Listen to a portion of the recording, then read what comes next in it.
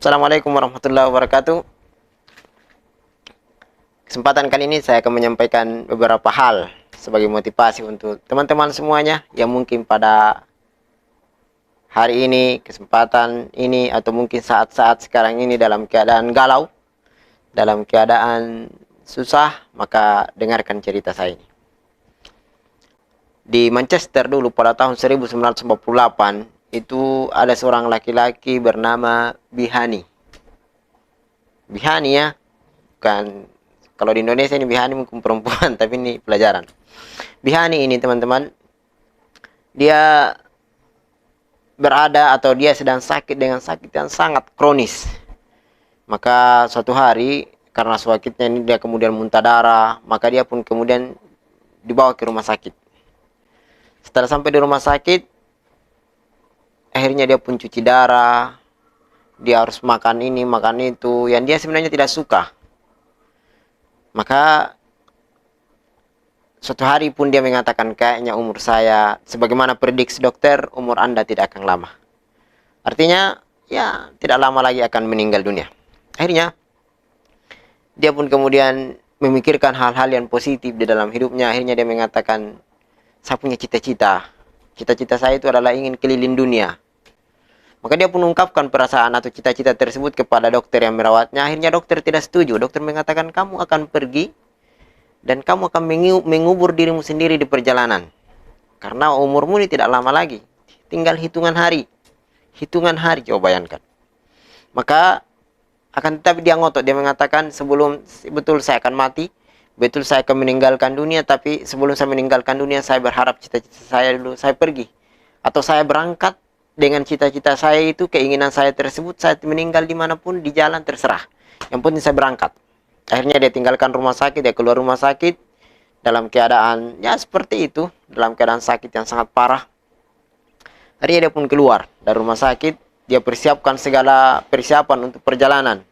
Termasuk diantaranya dia naik kapal dan seterusnya. Tapi sebelum berangkat naik kapal, dia persiapkan peti jenazah untuk dirinya. Jadi dia bawa dengan peti jenazahnya itu teman-teman. Setelah dia bawa dengan peti jenazahnya, kemudian dia mengatakan kepada awak kapal atau mungkin ya kapten kapal dan seterusnya, dia katakan, kalau saya meninggal dunia di perjalanan ini, maka masukkan saya dalam peti dan berikan saya pengawet, biar saya kembali ke rumah saya dalam keadaan masih utuh dan seterusnya. Pokoknya dia ucapkan seperti itu.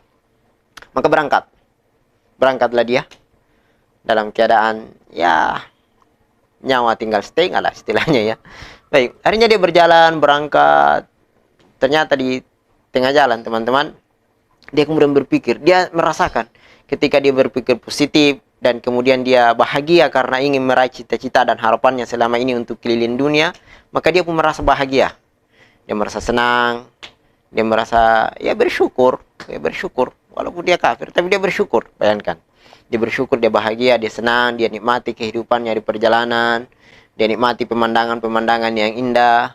Akhirnya subhanallah, walaupun dia Kristen, sebenarnya dia Kristen, atau bukan Islam lah istilahnya ya. Saya tidak katakan dia Kristen atau apa, tapi yang jelasnya dia bukan Islam, bukan seorang Muslim. Akhirnya karena dia selalu berpikir positif, akhirnya dia berhari-hari kemudian penyakitnya itu bertambah hari, bertambah baik lah istilahnya. Sampai kemudian berlalu bulan, akhirnya dia sehat. Tidak ada lagi rasa sakit yang dirasakannya di dalam dirinya. Maka berlalu waktu, akhirnya betul dia ternyata keliling dunia teman-teman, dia berhasil dan akhirnya dia kembali ke lingkungan hidupnya, kembali ke tempatnya asalnya dalam keadaan sudah sembuh.